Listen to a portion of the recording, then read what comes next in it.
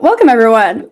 We are talking about Voices of Freedom, the name of our title, or the name of our event today, which is an Acts of Science connected event. What this means is it's Citizen Science Month, and we are connecting together to do one project from many locations across the country, across the globe, if you're from international locations, to really make a big impact on a project, a citizen science project. And so we're grateful to have you all here. Today we'll be transcribing post-Civil War handwritten records with the Smithsonian Institute. So we have quite a few people in the group with us. If you have not already said where you're coming in from or calling in from, or zooming in from, I should say, feel free to drop that into the chat. We'll be changing names of our satellite events, so make sure you're naming where you're zooming in from as an event as well. If you've already done this project, we'd also like to know that in the chat, so feel free to add that in. And then that's about it for now as we go through what we're going to be talking about. So it's already Citizen Science Month. April, all month, we're doing as much citizen science as possible. If you've looked recently, our Acts of Science count, which is every classification, every observation, every transcription we make, has led us to this day, which is over 821,000 acts of science, which is a really big deal. So thank you all for being a part of that today. We're aiming for 2.5 million acts of science in honor of and in celebration of America's 250th birthday, which makes today even more special because we're doing something so deeply tied in with American history with the Transcription Center. And so as you work on tonight's work, you'll also be learning a lot about history. So I hope you're ready to just dive in and give it your all. Feel free to drop questions into the chat and the Q&A box anytime you'd like. We will be doing our best to answer questions as it comes in. We will also have directions later on how to send us links to different transcriptions so we can help you with very specific questions you have. We also have a lot of resources within Zoom. So as I mentioned before, the Q&A is on there. You also have a chat button. You also have a react button. So if you'd like to share that you understand, feel free to just give us a thumbs up. There's a couple of other things like hearts and clapping and crying or happy crying specifically. No sad crying allowed today. Feel free to use any of those as the moment occurs and as we ask you to respond to us. All right, so with that in mind, please keep it all relevant and respectful in the chat so we can keep moving and make sure everyone has a good time. There is a resource in case any of you get lost that will drop in the chat intermittently. Roland, my colleague, is dropping it right now. See the link bank at the top of our blog. So if you jump to our blog.scistarter.org, that first blog post is the one for the event today. And so if you click on that, you'll be able to see the setup instructions and so much more. So if you ever get lost, feel free to jump back there and you'll have access to it, to all the instructions. Yes, and after the event, we'll also send you all the information, the recording and the captions, which will be in the YouTube, and so on. All right, so we have an awesome team with us today. With the SciStarter team, the production team on staff, that would be me. We also do NASA Science Live. Please forgive the addition of there, but we also want to make sure you know about that. It is myself, Emma, my colleague Roland, who's helping out in the chat, and then Darlene Cavalier, the founder of SciStarter. We're also joined by the Smithsonian Transcription Center and folks from the National Museum of the African American History and Culture Museum. So we have three of them with us today. So we have Emily Kane, who specializes in building community around connections to museum collections and information. As Smithsonian Transcription Center's Digital Communications Manager, she's also responsible for the volunteer experience, site content, public engagement, and programming. Doug Remley is here. He specializes in publishing and editorial work at the National Museum of African American History and Culture. He also serves as the co-lead for the museum's Freedmen's Bureau project, which we'll be doing a lot of today. And then Camila Stinnett specializes in digital initiatives at the National Museum of African American History and Culture. I believe the short form is NAMAC, and they can correct me if not, where she manages the content for the Searchable Museum and co-leads the Freedmen's Bureau project. All right, thank you all, and beautiful job turning your cameras on as I said your names. That was awesome. I'm going to go ahead and pass the mic over to Emily to help us understand what exactly it is that we're doing today. Yeah, hi everybody. Thank you so much for being here with us today. I wanted to take just a moment to let you know what Smithsonian Transcription Center is and a little bit about the project that we'll be working on today. So, Smithsonian Transcription Center is the central crowdsourcing platform of the Smithsonian Institution. A lot of you probably know this, maybe some of you don't. The Smithsonian is not just one museum, it is 21, are we at 21 different museums, 9 research centers, and the National Zoo. So, as a central platform, Smithsonian Transcription Center provides content from all of those different places, from science, from history, art, culture, all of the different things that you could want to know about the world that we live in. Transcription Center is a great place to do that and to connect with that. So, Transcription Center exists so that we can take our digitized collections from the Smithsonian Institution, whether that's specimen labels or archival documents, things like letters, personal diaries, things like that. We can take all of those collections that have been imaged, put them online so that we can work together to transcribe all of the text content in those images. And that makes the collection searchable. It makes them more accessible to people who aren't able to read them. And as you'll see today, it really helps with folks who struggle with cursive handwriting, whether that's in general or just older historic cursive handwriting, which all of us struggle with to some extent. So today we're going to be working on the Freedmen's Bureau records. Doug and Camila are going to tell us a lot more about the history behind these records just a little bit later in the event.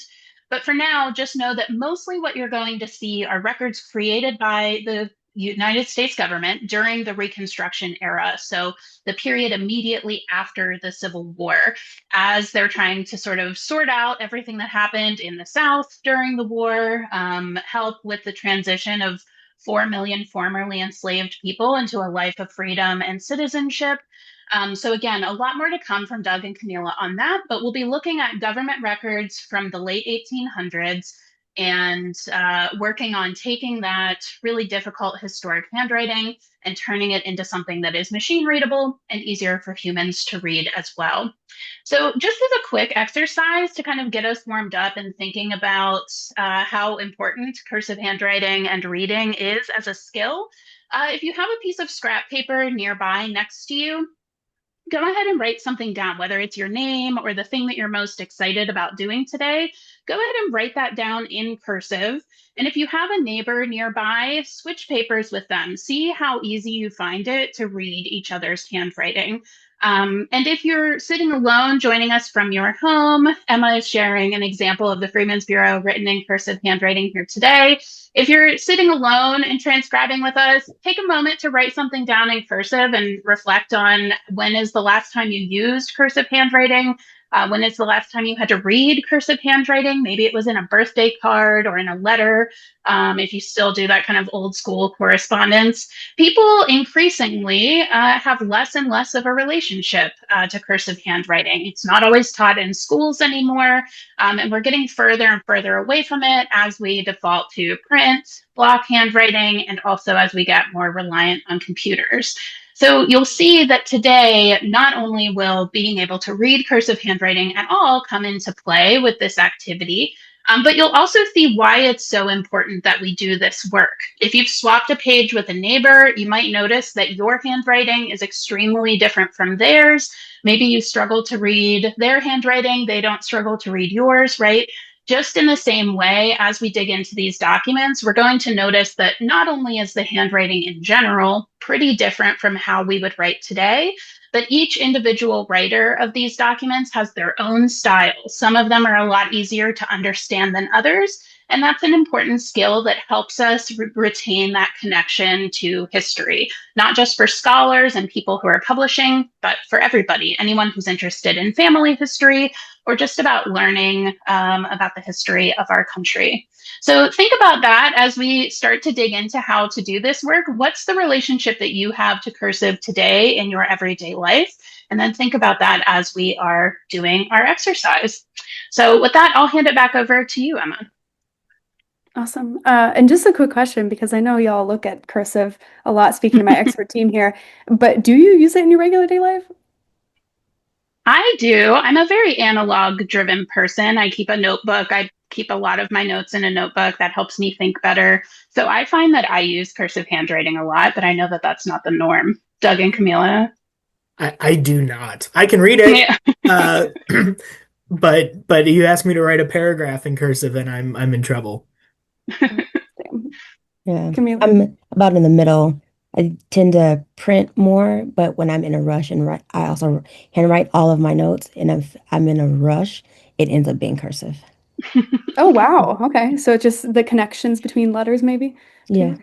And it looks like we got a lot of answers that are surprising me. A lot of cursive users or use in college, or just people asking each other to print. That's so funny. Okay. I feel like that would be the case for me. But like, I love your cursive, but also I can't read it. So please help. Please help. All right. So to get us all on the same page and able to participate, we are going to run through the setup based on what I'm looking at. And then we'll give you the actual instructions momentarily. But again, if you want to run ahead, you've done this project before, run wild. We trust you. We want you to be able to do as much as possible during this event.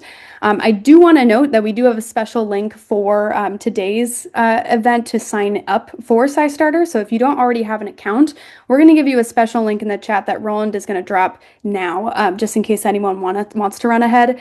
That special link will enable you to receive a certificate for today or a badge for today. And so we'll make sure that goes to you for your participation. All right.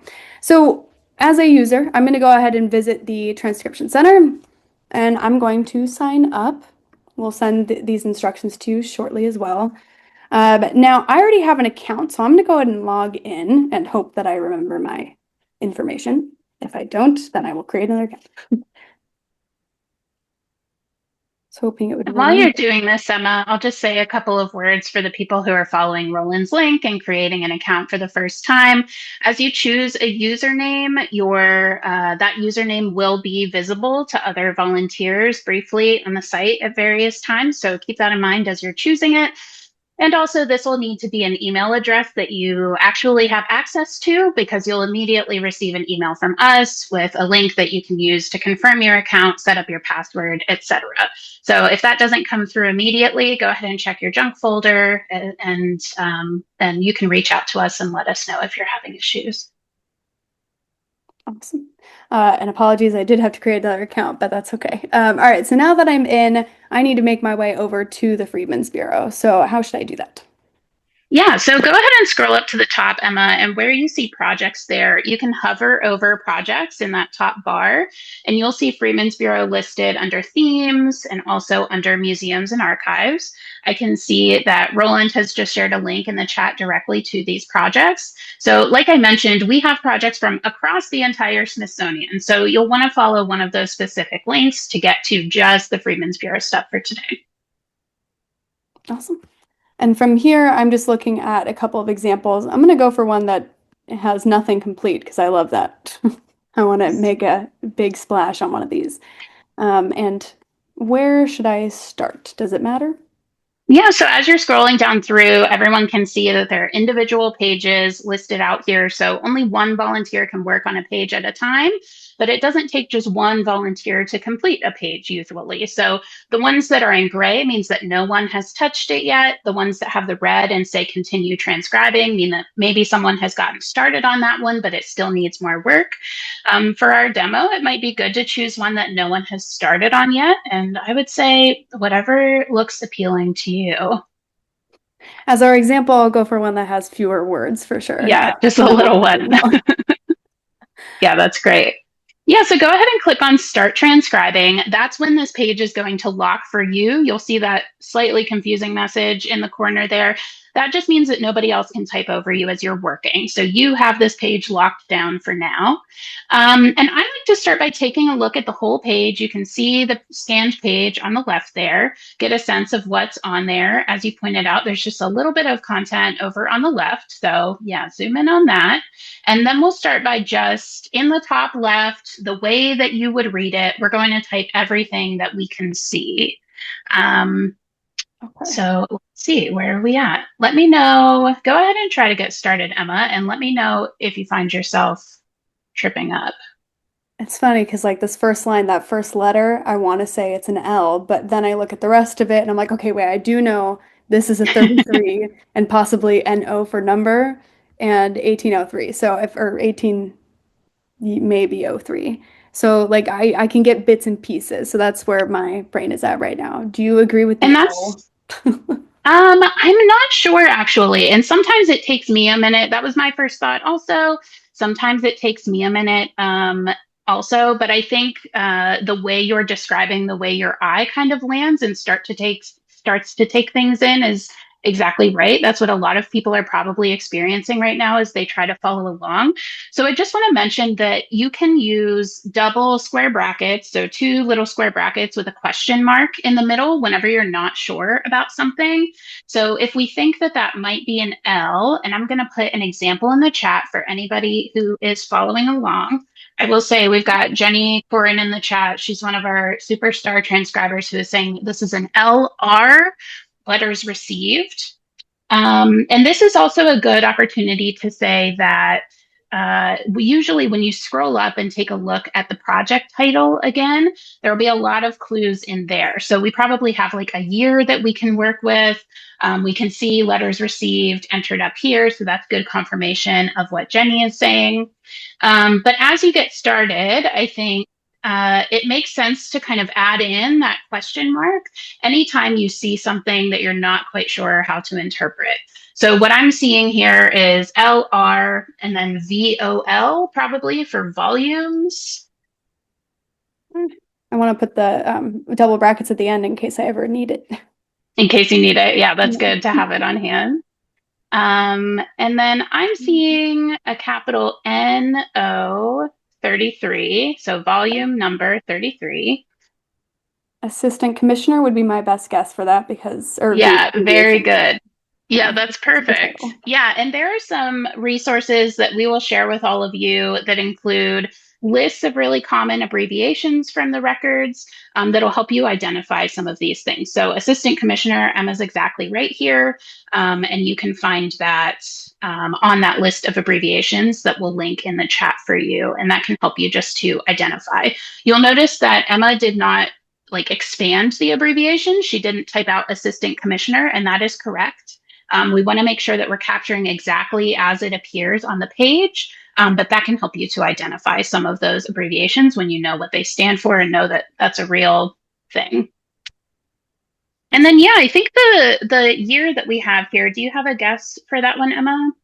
My original guess was '03, then '73. Now I'm thinking it's 6, but the 5 doesn't, it looks more like a 3 than a 5. So that's where I'm feeling iffy. Yeah. Are you able to zoom in anymore, or are we all the way in on this one? I We think we might be might all the be way zoomed all the way in. Sometimes in. that you kind of max out. I do think that this is 1865. Looking up at the title is usually a good indication. But I also like to think about, you know, if I was kind of creating those lines with my own pen, how would that kind of come together? What might I be intending?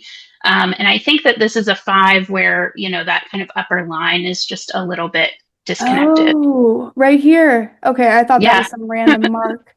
That is too Yeah, I funny. can see Okay, the 3. It's really good. This is why the titles can be helpful. definitely. But yeah, it does look like a 3 from a certain angle.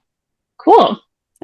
So we could continue just because I know that we're kind of keeping it short with this example, Emma. We can continue with this. Or if you feel like you're ready to kind of save and make this your first contribution, we can dive right into that. Let me know if you want to keep going or want to wrap it up there. You know, we had a few people in the chat who mentioned some of the second line stuff. So why don't we do the second line and then we'll save it from there. And then we'll get you all Awesome. started with all the steps included. So you can feel very secure in how to save or get set up, save your progress and make sure you're doing X. All right. So Emily, that second line, or at least some people feel very strongly about it being a hospital in Washington, D.C., which I can see Yeah, I Washington, think D.C., I think. Yeah, I think that's it. I think they're exactly right. And I see a lot of names of some of our longtime transcribers in the chat. So, hi, everyone. Thanks for being here. Good to see you. We got a lot of experts today, which will make it easier for all of us. If you're joining for the first time and transcribing Freedmen's Bureau records, you've got a lot of experts in the chat who can help you out with what you're struggling with. But yeah, I think they're exactly right. This is Freedmen's Hospital, or an abbreviation for hospital, HOSPL, and then WASH. I think that's where we end off there, DC. Amazing. Okay, good to know. So that's one thing I'm excited to learn more about is the abbreviations being used because hospital definitely was not expecting to be abbreviated. Yeah. Okay, perfect. And for everyone who is coming in as a frequent volunteer, if you could just give us like a hand wave or a reaction to give us a thumbs up so we know, or actually not, oh my gosh, the hand wave or hand raised so that we know who you are because we won't be able to know if you just do the reaction. But great to have you in. All right, someone's saying, oh, thank you, Jenny. I have to change something before I do anything else. For commissioner, does it end with an R instead of the two M's? It usually does, and I think Jenny is right. Okay. All right, I will pause it there. Any last issues with my current one? What do you think, Emily? Oh, I should get rid of this. There you go. I think this one looks pretty good. There's a lot of questions in the chat about whether we need to add the commas and things like that. I will say the commas and the apostrophes are sort of on the lower end of the priority level, just because Doug and Camila will tell us all day that our number one goal with these projects is to improve searchability. So when we're looking at an old handwritten document like this, it'll be hard to tell sometimes whether this is meant to be a period or a comma or an apostrophe or just a sort of errant pen stroke. And it's good to get those things as close as we possibly can, but it's also not a make or break issue. So don't tear your hair out over the commas. That's totally fine. That is good to note to not go with your necessarily with your gut all the time, like or your instinct, because I on instinct put dots, and that's not necessarily, or just because they're also abbreviations too.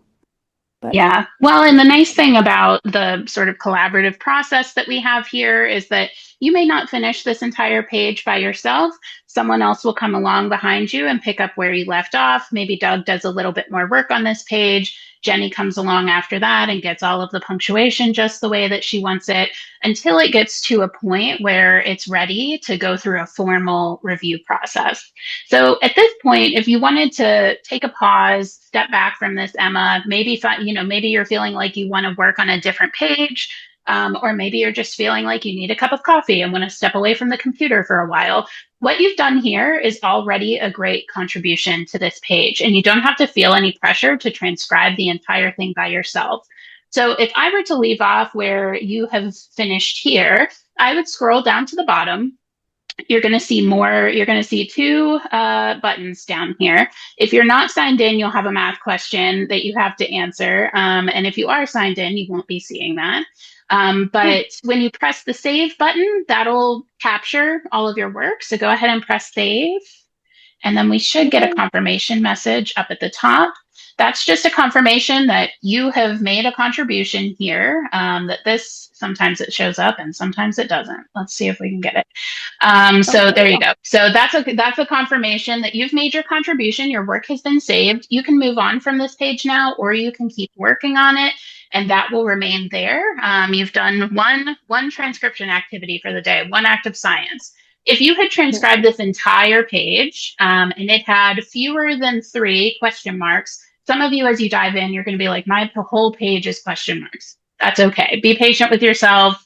Doing the question marks is better than not, right? So it's fine to see a page that's totally full of question marks, but only once it has less than 3 will we actually complete and mark for review. At that point, this page will go into a second stage of the process where someone experienced with these records is going to do a really thorough quality check for us. excellent. Just a note too, I think we'll cover this in the setup process, but I thought signed in, so I must have hit a button. So let's go through that setup process so that doesn't happen to any more of you. All right, so as I mentioned before, we have a special link for that first step of signing up for SciStarter because it'll allow you to get a badge for your participation today, so I hope you use it. You can still log in like normal on SciStarter as well, and if you already have an account, if you are signed up for today, we can make sure you get that badge as well. Or it'll go to your account. All right, and then that second step is what I did most visually, which is signing up or registering as a digital volunteer on that link that Roland will drop in the chat for you. And then I will wait for him to do that before moving on. Second link. All right, awesome. Yeah, register for a digital volunteer account with the Smithsonian. Once you've done that, and we'll cover this in a moment too, or actually we can probably do so right now, but we wanted to make sure that there's a resource for you if you ever do get stuck and we're talking about something else and you just want a quick answer. There is an instructions and resources page that you can go to that Roland had dropped previously in the chat. And so I'm going to go ahead and just click it just so you all can see what it is. And I'm going to keep this just highlighted or keep it open for myself on another tab so I can come back to it. Emily, anything you want to add about this resource? Yeah, just that at the very bottom of this resource, there are several big buttons there. A little bit further, it's a big one. There are some more resources here that I wanted to point out. On the right, common spellings, conventions, and abbreviations. That's going to open up a page that has some of those really common abbreviations that you'll see in the records, and also common misspellings or alternative spellings. Lorraine just asked a really great question in the chat about whether we correct any spelling errors. We do not. So it can be really helpful to see what some common spelling and grammatical differences are that you'll encounter so that you can capture them accurately. And then that Freedmen's Bureau abbreviations, staff rosters, and style sheets page is going to have some names that might be useful to you, some common abbreviations, things like that. So feel free to explore these, especially as you're listening to the presentations today, to get a sense of all of the different resources that we have available as you get deeper into transcribing. Oh, thank you. And then our last step on here is to pick a project like I did. I picked the one at 0% completion and then picked a page to transcribe from in there. And so you'll be able to find all those at this final link. As a reminder, we have that blog post at the top of blog.scistarter.org that has all these instructions and the links embedded. So if you are located at a satellite event and you're not on Zoom able to click into the chat, please go to that blog so you can just have that available at any time during this event. blog.scistarter.org, which I can show to you as well. blog.scistarter.org. And that first one, Voices of Freedom, Access Science Connected, Event Link Bank. Ta-da! Okay. All right. How are we feeling? If you feel good about the instructions, you feel like you're on the same page as us, can you give us the reaction of a thumbs up? Thumbs up, which I actually, as a screen sharer, cannot see. My friends who can see, are you seeing thumbs ups? We're seeing a lot of thumbs up coming through. Yep. Amazing. All right. And if any of the satellite events too are feeling like they want to share what their group is thinking, please share, just like Lynn did from the Petty Memorial Library. Awesome. Excited to get started. Perfect. Thumbs up. Thank you, Valerie. All right. Awesome. Okay, cool. Let's do it then. All right. So let me switch my available thing, ending my screen share so that I can actually pass the mic to Camila, because we're going to talk a little bit more about the historical background. As we mentioned, sign in, get ready, pick a thing. You can start looking at it while we talk about these things. But as was mentioned before, and I'll say it myself, this can be very difficult. And so having all this context really helps. So if you're listening and looking and ready to ask questions later, even if we cover it now, we will definitely do our best to cover it again later. So keep adding your questions. All right. All right, I'll stop talking now. Thanks, Emma, and thank you all for joining today. I'm going to give you a brief background into the history of the Freedmen's Bureau, explain some of the records that you may come across while we transcribe today. I have a couple examples from the records to share with you, and then want to talk a little bit about the impact of the project. So the Freedmen's Bureau, whose full name is the Bureau of Refugees, Freedmen, and Abandoned Lands, was established by Congress in 1865 as the federal effort to aid newly freed African Americans in their transition from slavery to freedom and eventually citizenship. At the Bureau's beginning, they provided food and clothing rations, not just to newly freed African Americans, but also to destitute white Southerners who were displaced as a result of the Civil War. As the years went on, Bureau operations expand and they become much more involved in day-to-day life. So you'll see them negotiating labor contracts, helping with legal matters. In a second, I'll talk a little bit about the outcome of that work via the records. As evidenced by the full name of the Freedmen's Bureau, they were also tasked with the supervision and management of lands that were either confiscated or abandoned during the Civil War. The Bureau did operate in all 15 southern and border states. So if you have roots in the South, it is possible that your ancestors interacted with the Freedmen's Bureau in some capacity, and they may even be documented in the Freedmen's Bureau records. So these are some examples of the types of records that you'll find in the transcription project. So one of the first things that the Bureau does when it begins its operations in 1865 is to conduct a census. They need to get to know who's in these communities. So if you have done any genealogy research, you'll know that 1870 is the first census that was taken after the end of the Civil War and after the end of slavery. So this means that by and large, 1870 is the first federal census that African Americans will appear in by name because they are no longer enslaved. Prior to that, though, names were recorded in these Freedmen's Bureau census. They were not at a federal scale necessarily. Not all communities had them, but you will see census returns and reports sprinkled throughout the Freedmen's Bureau records across several states. As mentioned, the Freedmen's Bureau was also involved in distributing rations for clothing and food. You can see an example of a ration report on the top right on the screen there. This ration report is going to indicate the number of rations, the type of rations, and then to which communities they went. I think this document says that more of the rations in this part of North Carolina went to white Southerners than they did to newly freed African Americans at the time. So you see these not just in North Carolina, but all across the South. Another major role that the Freedmen's Bureau ends up playing is their involvement with education. You'll see a lot of records in the Freedmen's Bureau related to establishing schools and providing teachers to work these schools. The Freedmen's Bureau records are kind of broken out into three big umbrellas. You have the records of the assistant commissioner, you have the field office records, and then you have a set of education records. So you'll see where the Freedmen's Bureau operated schools in local Southern communities, the Freedmen schools have to send reports. So the teachers send monthly reports on the number of students that attend these schools, the types of education that's being provided at the schools, etc.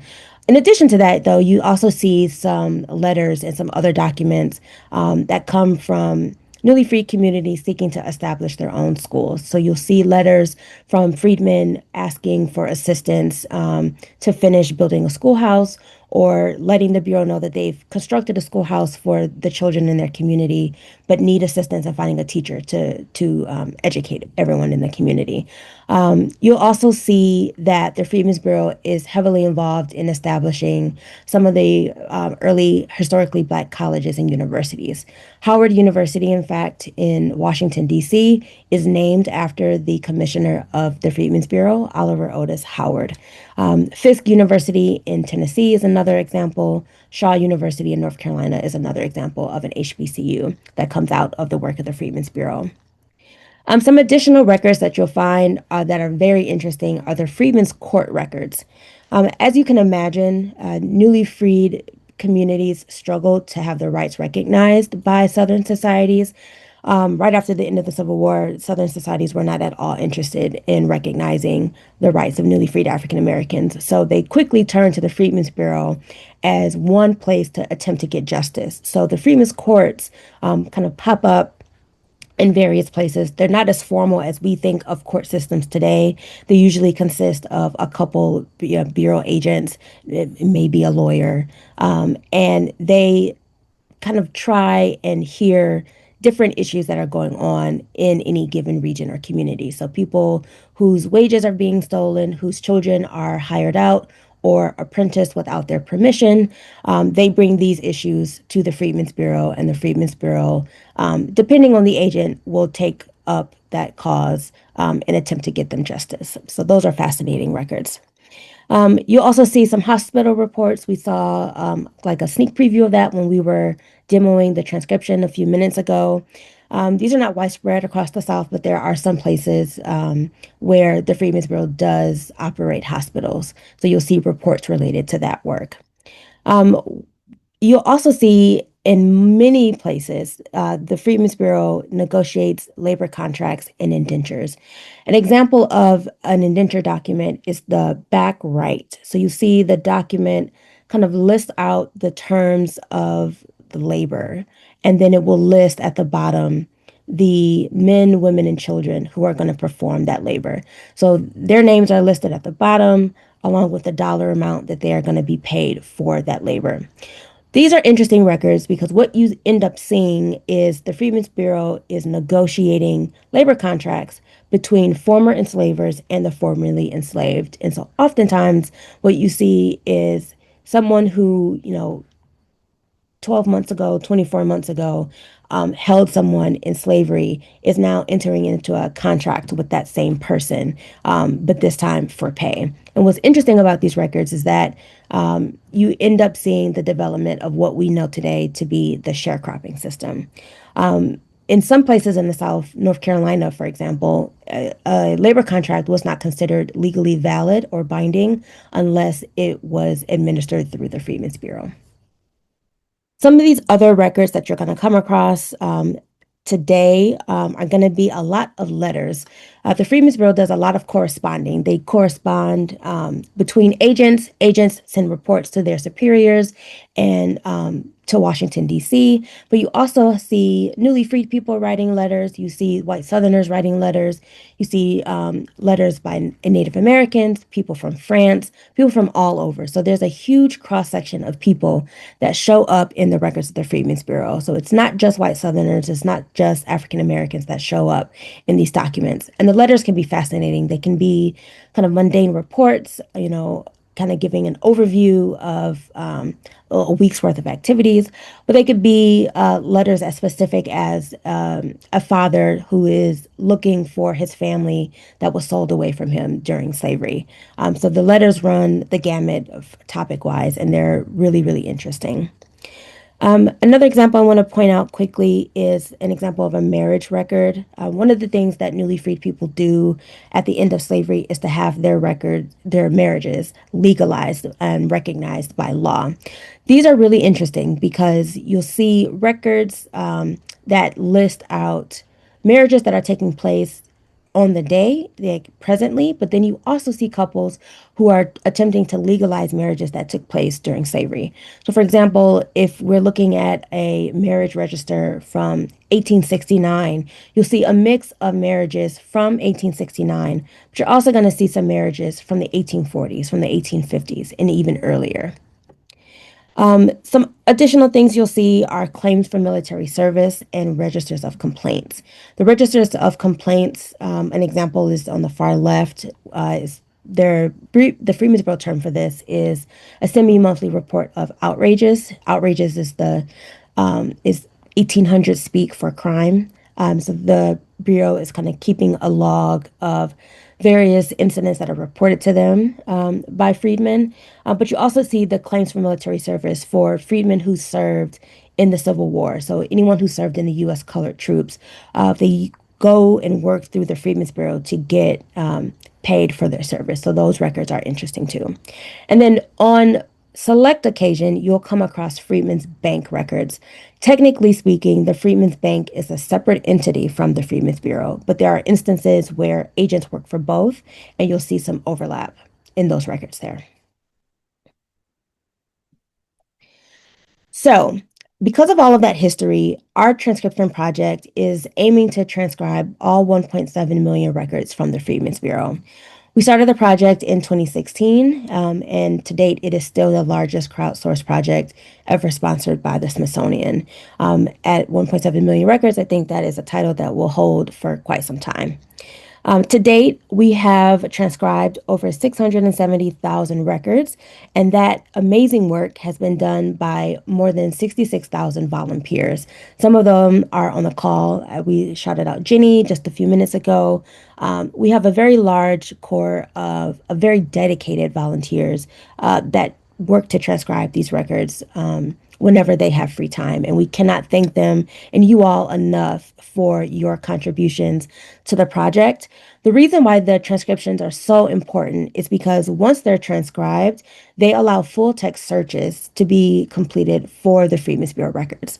So before our project, if you wanted to do any kind of research in the Freedmen's Bureau records, you would have to do so in person at a National Archives site, which means you would have to look through reels of microfilm. And if you've ever done research on microfilm, you know that that is quite laborious to do. Our project makes it accessible from home, free of charge, and you can search any word or phrase or name. So this expands what we're able to know about Reconstruction, what we're able to know about the lives of newly freed African Americans right after the end of slavery. And it also expands who's able to do this research and this work. So the project really, really has the power to transform our understanding of this really critical part of U.S. history and also put the history into the hands of everyday Americans and have them not only be able to discover history that's related to their ancestors or their communities, but also to help us make history by making all of this available for research. So a really quick connection and example that I wanted to share is an environmental connection that comes out of South Carolina. So this record here is written by a Freedmen's Bureau agent. The year is 1868, and he's reporting in October that a caterpillar infestation has destroyed the cotton crops across all of the Sea Islands. So the Georgia Sea Islands, the islands on the coast of South Carolina as well. This is a huge problem. This is a huge deal. And it has economic implications, but it also has implications for the people who are being paid to pick this cotton. So newly freed African Americans who have been doing this work as enslaved people are now doing this work to be paid, and the crop is ruined. So this has far-reaching effects. I pulled this example out to show kind of the power and the reach of the project. We, on the project, talked a lot about genealogy and the power of the project to surface names and people's ancestors. But the project also has the ability to impact and serve people who are not doing genealogy research. So if you're a historian or a scientist who's doing environmental research on weather patterns, crop devastations, or anything to do with crop development, growth, etc., the Freedmen's Bureau project is going to be something that could help you with that research as well. So I wanted to show this as an example of why the work that we're going to do here today is so important.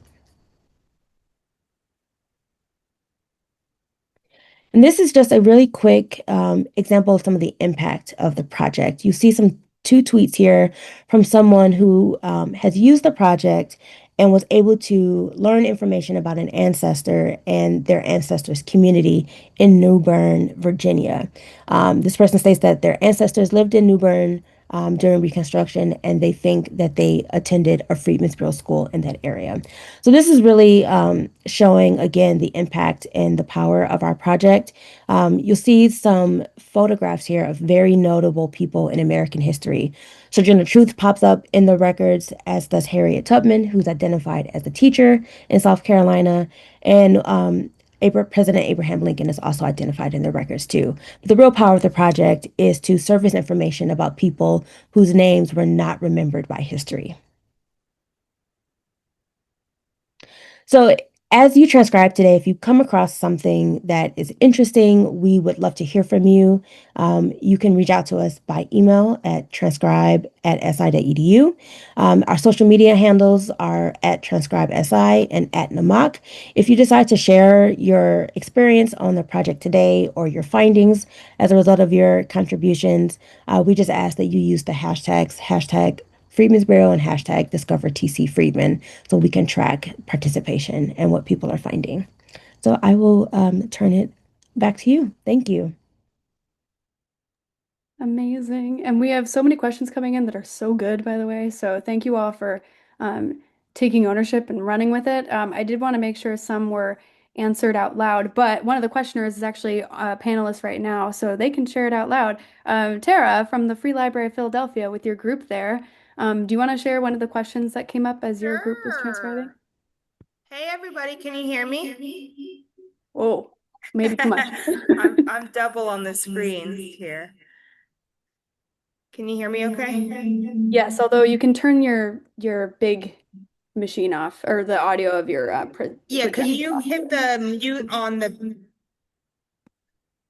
For anyone else who might join us as a panelist too, by the way, so all the satellite events will have you join up.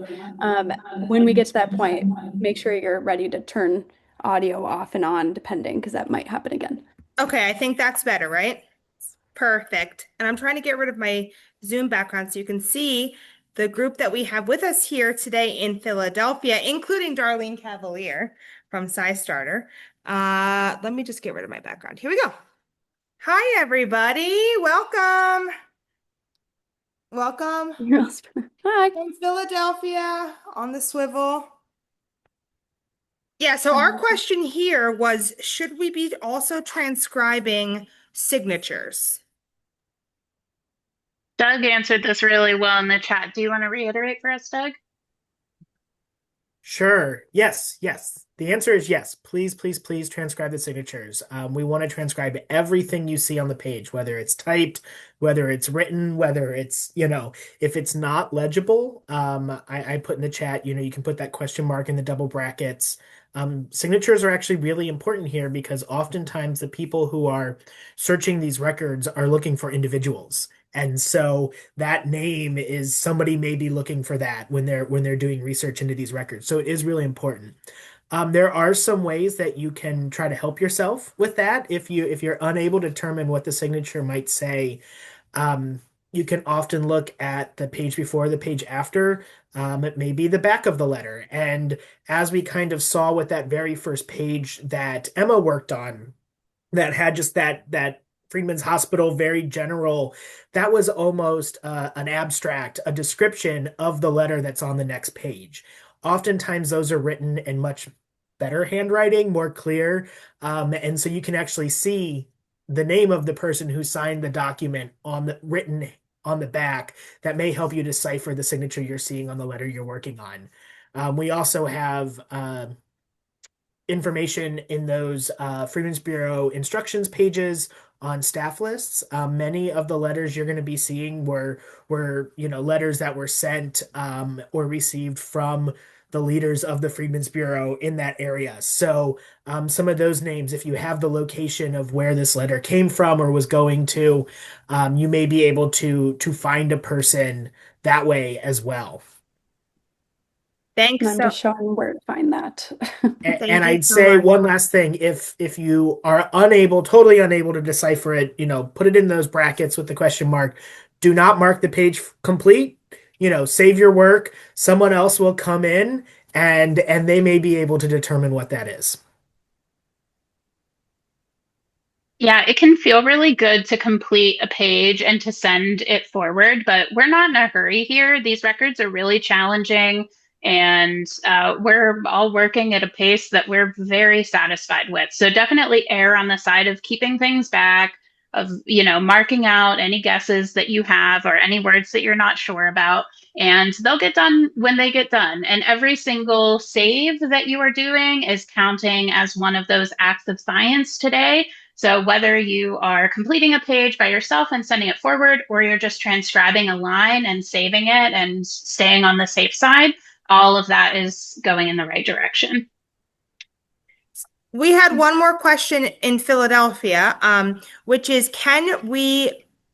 if we've identified a question marked word based on looking at more of a reference, it's in the document now, we say, aha, and we didn't add the question, somebody else did in the past, the question mark. Can we override that person's question mark? 100%. That's definitely part of it. When you're picking up on a page that somebody started with, and this is such a good question, None of these transcriptions belong to a single one of us, right? So once you've got that page locked for yourself and you're working on it, you should feel extremely free and encouraged to kind of go back over the previous transcriber's work, see if you can fill in some gaps, see if there are errors that need to be corrected. These are all building on themselves, so don't be shy about making corrections where you need to. That's part of it.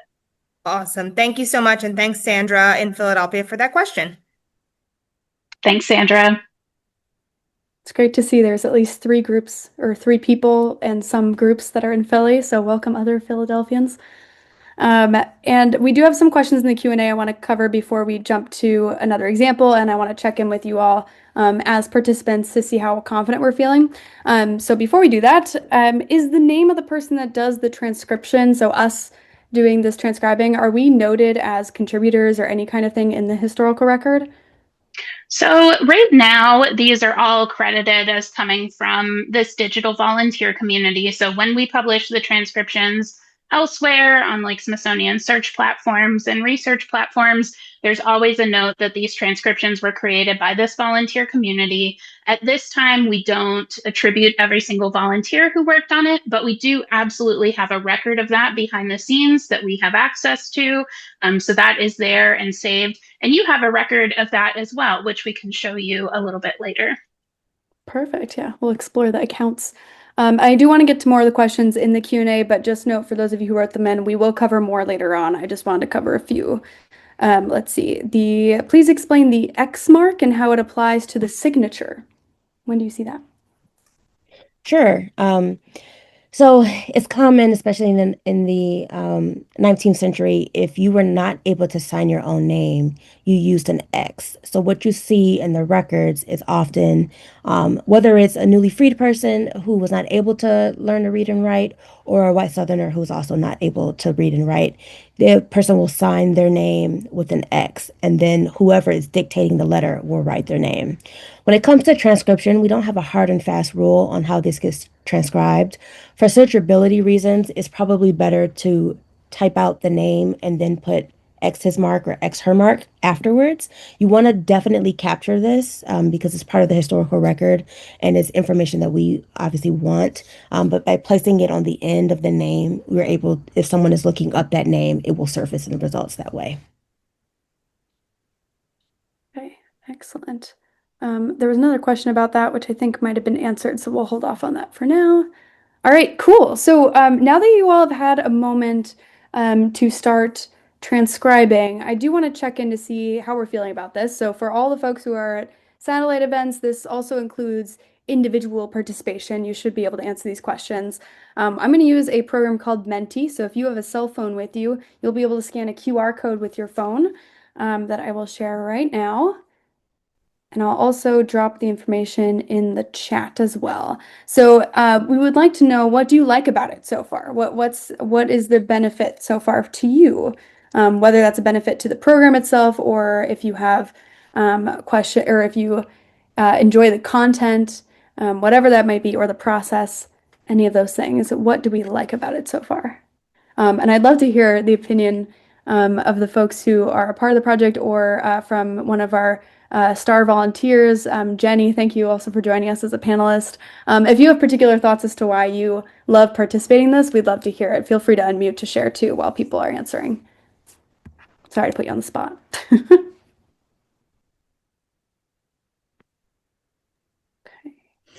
I just love how much I have personally learned. My understanding of Reconstruction is so much greater than it was before I began working on this project. And the more I do, the more I realize it's just vital to us understanding our nation's history and how it relates to experiences today. As well as, I know it's helping genealogists, it's helping individuals researching their ancestry to go further back.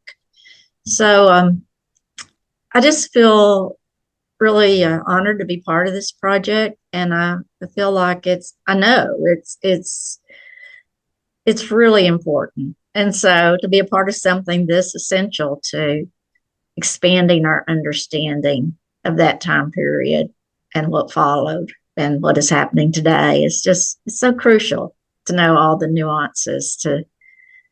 And when I come across stories of the people who've been separated from their children or trying to get a child back who's been illegally indentured, or just someone who's worked all year and then they realize they owe the person they've been working for. They haven't made one dime. I mean, just hearing this, it's just very powerful. It's very powerful. Thank you so much, Jenny. I love that. Yeah, there's a lot of people who agree with you too, like the ability to just look back into history and be exposed to just learning about these circumstances and various things that you would never know without being a part of this. I feel like it's a very unique way to engage with our history. There was some commentary in the chat too. Thank you so much for sharing, Lorraine, and some questions about difficulty level being like really rewarding, but even if it is difficult, amazing to hear and relate to history through authentic documents. I love all these. Okay, awesome. I'm going to move us forward. Sorry if you didn't get a chance to respond. Feel free to drop it in the chat too. Now I want to check how we're feeling about that difficulty level, because we'll get to demonstrating more examples in front of you too, instead of just letting you just run wild. But I do want to know what your confidence level is. How do we feel now that you've just started? Maybe you haven't started yet, but you're looking at it. So what's your confidence in your ability to start? How do we feel? Thanks for the random thumbs up, whoever that was. On your phone, it should be the same thing. I don't think you'll need to add in, or I don't think you need to scan the QR code. It should just show up on your phone. All right, so far very low. Anyone the opposite?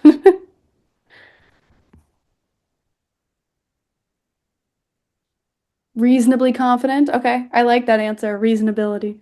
Yeah. While we watch these roll in, Emma, I just wanted to say that it's extremely normal to feel very little confidence as you're getting started. If this is the first time you're looking at these records, we have all felt that way as we got it started with this process. Be patient with yourself. Remember that those, fail safes that we have in are, there for a reason. You can put as many question marks as you want or need to. You can just keep saving your work so that others can help you out. And you will kind of gain confidence and skill as you go. So for everyone who's feeling like this is harder than I thought, that's okay. That's normal. Be patient with yourself. I think it'll be really rewarding to watch yourself get better at this as we go. I completely feel similarly about that reasonably confident and not so confident area. And it's the give yourself some patience. Related to that, there was a question about the question marks and brackets. That would only be for a section, right? We don't have to add one for every word we don't understand. Like, could it just be that as like a page break to the next point that you know? Yeah, that's right. I think, if you say, I can't even get into this paragraph right now, I would, do a return, maybe put a couple of those, do a return again. The most valuable thing about the question marks is that when the next person comes along, it'll draw their eye there so that they can kind of get oriented and know that you needed help. So as long as you're calling that out in a clear way, we can figure out where you started and where you left off. Excellent. I'll Okay. add that you can also, if you think you might have a guess of what's in there, you can put anything you put in the double brackets basically means it is not on the actual page. So if you put a question mark and maybe start to type what you think you might see, or like first couple letters, but you're not sure the rest of the word or something like that, you can do that as well. Excellent. All right, I think we're in a good spot to do a couple more demonstrations. Emily, would you be comfortable sharing your screen to do a couple more? And then when we have a couple just sharing in the chat and sharing our thoughts about these things, we'll take a break for our brain and do a quick quiz about transcribing. At this point in time, though, while we are switching to more demonstration, I'd like to invite some of our satellite events to join as panelists. So just be aware that that invitation will come onto your screen momentarily, but I'll pass it to Emily in the meantime. Thanks. Awesome. Let me go ahead and pull up my screen here. And like Emma said, I'm just going to start transcribing along with you. I know all of you are working on your own pages. I'm going to be working on one up here. So if it's helpful to watch and follow along, that's great. Let's see. I'm going to choose records from the District of Columbia. I haven't transcribed those in a while. And I'm going to open up the instructions in another tab so that I have those at the ready. Like we mentioned before, we don't expect you to read all of these before you get started, as long as you know the high points, but it can be helpful to know that those resources are there when you need them. Okay, I'm just going to pick a page here. Okay, and I'm going to start transcribing this page. And as I do, this is a really great time for Doug and Camila and I to also answer questions. So interrupt me, everyone, at any time with questions that are coming in. Okay, so I'm looking at a letter here. Let's see, I'm in District of Columbia, Assistant Commissioner, letters received. So this is a letter received by that office in DC sometime between November 1865 and May 1866. So I have all of that context as I get started here. Okay, So I think Emily, I'm seeing, yeah, please. while you're typing, we got a question about the difference between a single set of brackets and a double set of brackets. Oh, great. Yeah, so when we do the double set of brackets, we do that because it kind of draws the eye. It's easy to see. It's not going to appear most of the time in any of these documents that we're working on. So always put them inside the double brackets. Don't do a single bracket. Don't do a curly bracket. Always do inside of the double square brackets just to keep things, keep things consistent.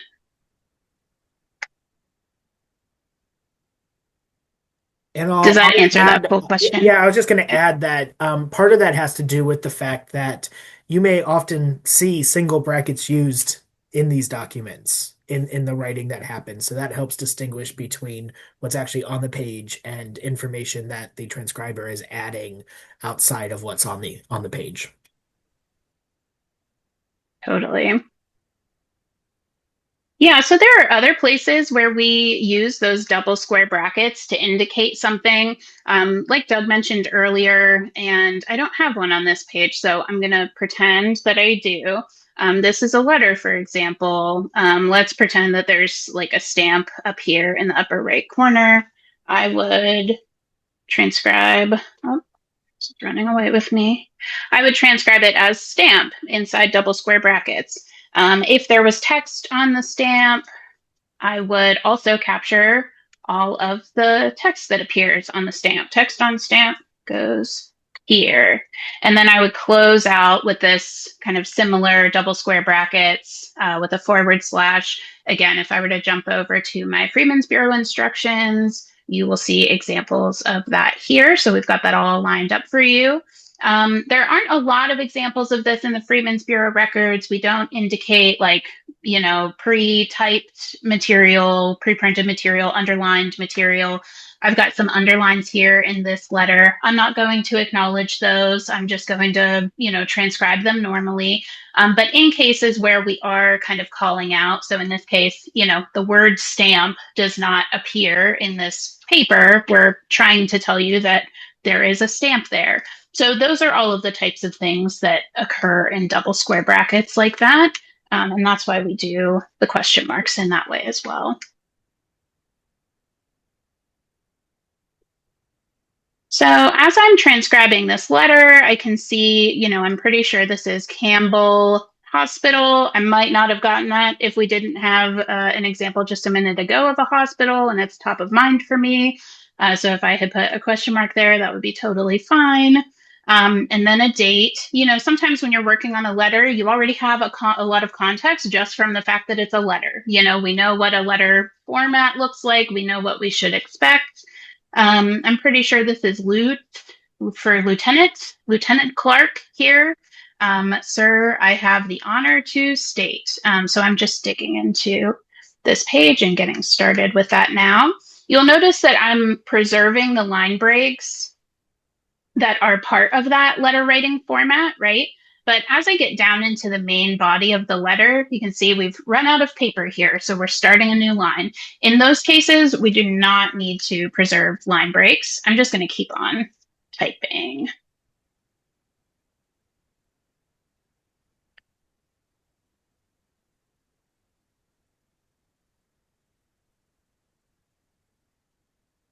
got some sort of little symbol in here that I'm just going to keep going past. One of the strategies that I find really useful, that maybe you all will find useful, is to just keep moving. Sometimes I don't really slow down to figure something out because I find it's really easy to just obsess over that. And if I just keep moving, if I just put my little question mark and keep moving, often once I get to the end of this statement, I can kind of zoom out again and use the context of the sentence to fill in the places that were tripping me up at first.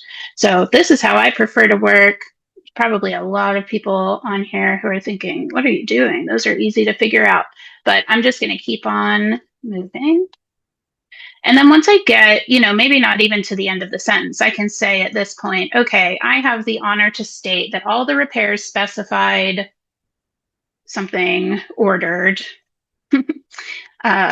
for Walker's school. Is this maybe Miss Walker's school? Is that the name of the teacher, Miss Walker? I can't tell, so I'm going to keep it in a guess format with the question mark here. Someone else can help out. And feel free to jump in the chat if you're very frustrated watching me do this and you say, this is obvious to me.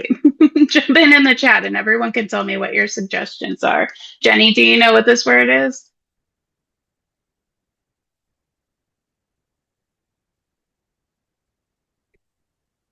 Maybe not. I'm not sure, so I'm going to keep moving. We've got rooms in the chat. R-O-O-S. It's rooms, Miss Walker's Oh, school great. rooms. That's really good. And see, that's one of those instances where I hope it makes everyone feel a little better to see that I struggle with these sometimes. And then sometimes somebody tells you what it is and you say, oh, I see it now. Now that seems obvious to me. So that's normal. That's a part of it. It looks like someone, Sayer, sorry if I'm mispronouncing your name, says there might be an ampersand before the miss. That's what I was thinking too. Oh, maybe not before the miss. Oh, here between specified and ordered. I was also thinking that maybe that's what that was, but I'm not 100% sure. Again, you're not going to embarrass me if you jump in and correct me, so please do. You are so welcome. Oh, Amanda has a good question. You wouldn't do a line break before these duties, where you see it. These duties. Let's see. Where was that? Oh, that's a really great point. I had kind of rolled right through that. But yeah, there is a period here. Really great call. So yeah, there's a period here and then a new line. And you can see that it is indented here. So that's a whole new paragraph. So I'm actually going to do another return so that that is just a little bit clearer. Everything you'll notice when we're transcribing, everything is left justified, right? So up here where we've got Campbell Hospital, I wouldn't try, some people will try to like add a bunch of spaces so that that goes over here. That's not helpful. We'll keep everything left justified. So then sometimes, since we're not using indents and things like that, it can be easier to do a double return so that we have a little bit of white space and it's just a little bit clearer how this letter is organized. That's such a great catch. Thank you.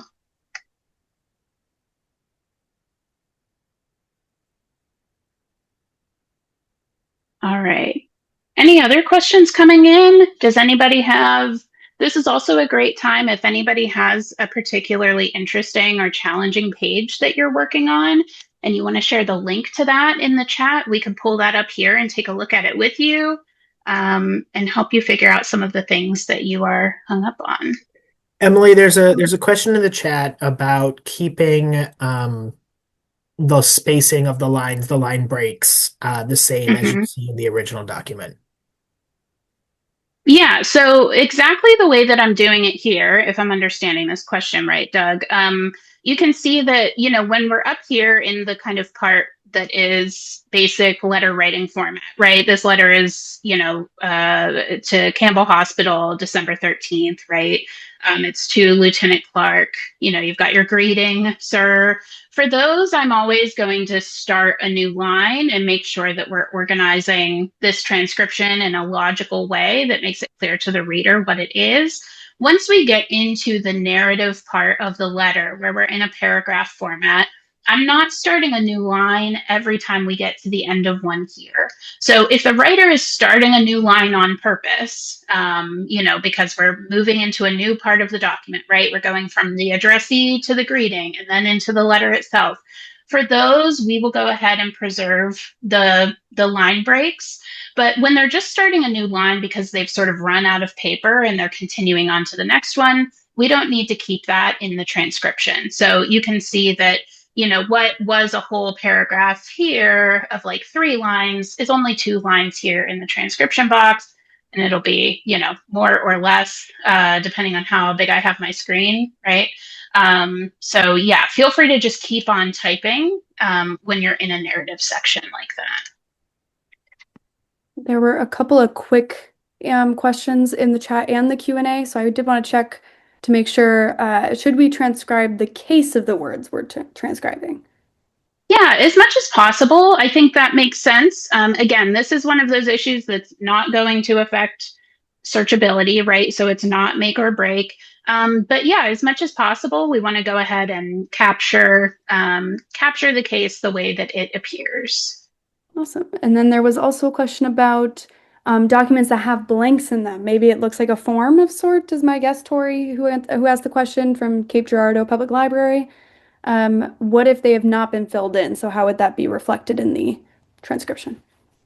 Yeah, so for those, we've definitely seen people try to recreate those lines with a bunch of underscores. That's not necessary. You can just transcribe what's there and, just kind of do a return after a blank and keep going. So no need to capture that in any particular way. Awesome. And we have some bigger questions, so forgive me, everyone, because I might jump around, so please stay patient. There was one from earlier at the very start of the event, which was asking about what is one to imply or do when they find their family within these records, and what exactly can one do with these bureau records, specifically if the Freedmen's account was established by trust. Also, what is assumed if the former of the account was considered to be classified as a freedman in the community at large. Can you speak a little bit, Camila, to finding your ancestors in the record? Yeah. If you find your ancestors in the Freedmen's Bureau records, it means that you have a lot more research to do. There's a lot of different records, as we have discussed, that are in the Freedmen's Bureau records. And depending on the type of document that you find your ancestor in, that will tell you a little bit more about what type of research you need to do. So let's say, for example, you find your ancestor on an indenture record, and their name is listed saying that they're agreeing to do, X amount of work for usually a year is what the indentures are for. In an instance like that, what you would want to do is find out more about the other people who are listed on that record as well, including the landowner who is your ancestor is entering into contract with.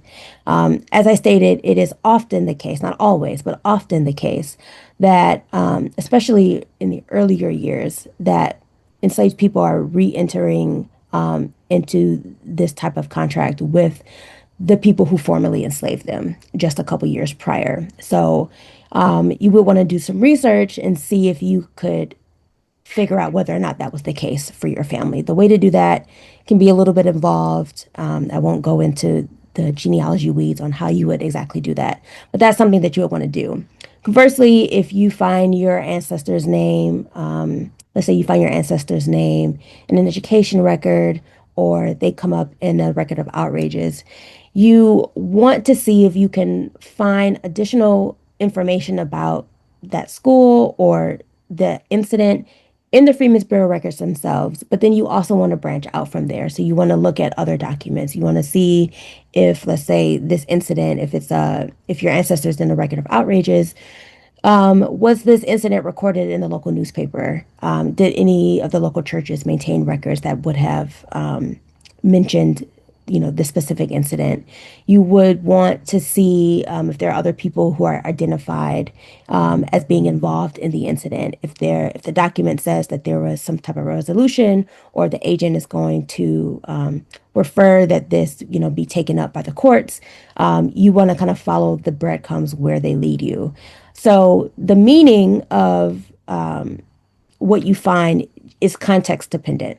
So I hope that helps. And then the other question was, I think, conflating a little bit between the Bureau and the bank. Is the person who asked that question, if you could provide some additional context, I could give you a better answer there. And this is the question about the former of the account considered or classified as a freedman in the community at large. If that was you, feel free to drop it in the chat or ask another question in the Q&A.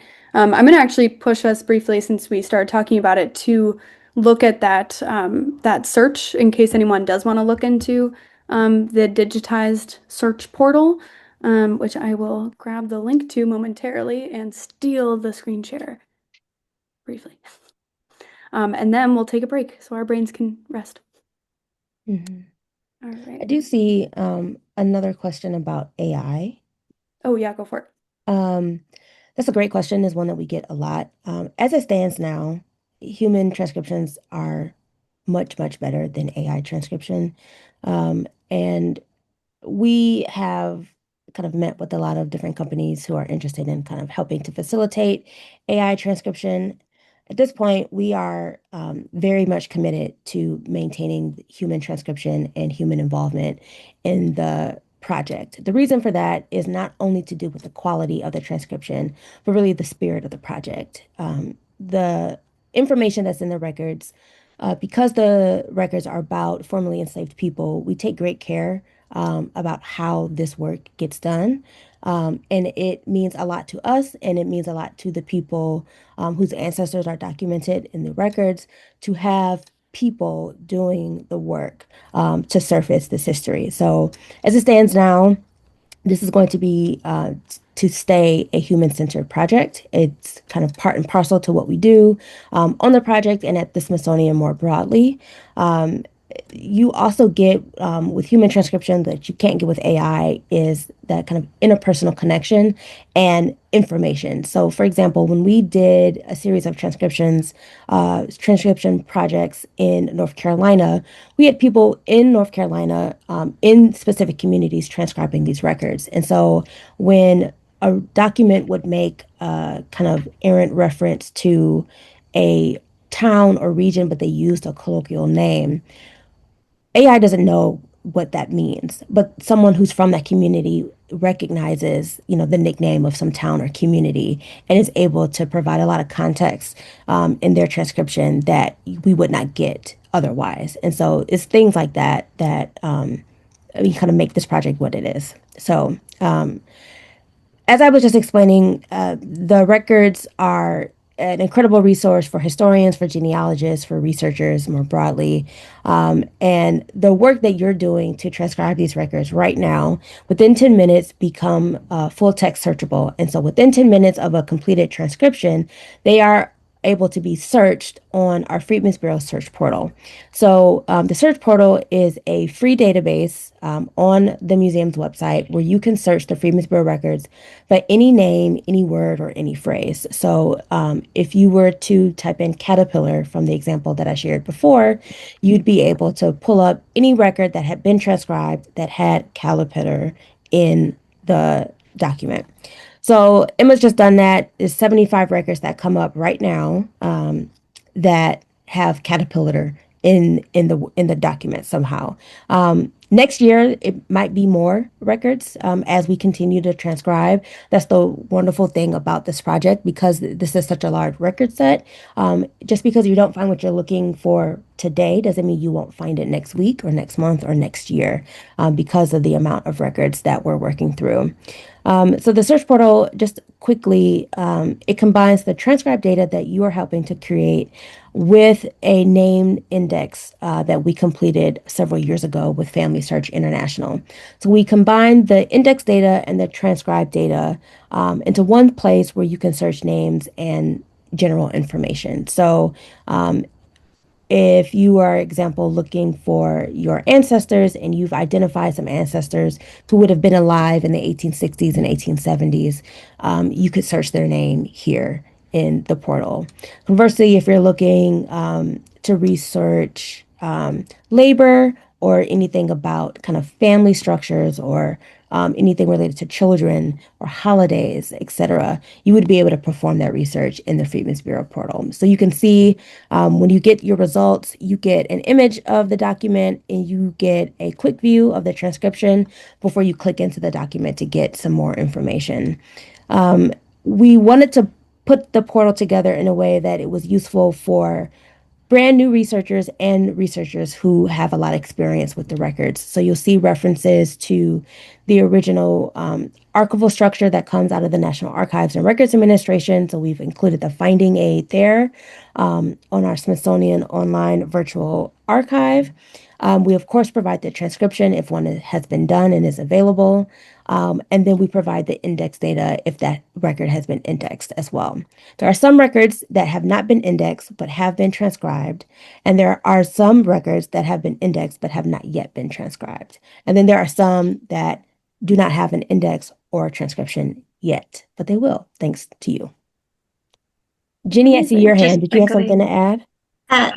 My connection switched off when you were answering the question about AI. So I'm sorry if I'm going to say something you've already said.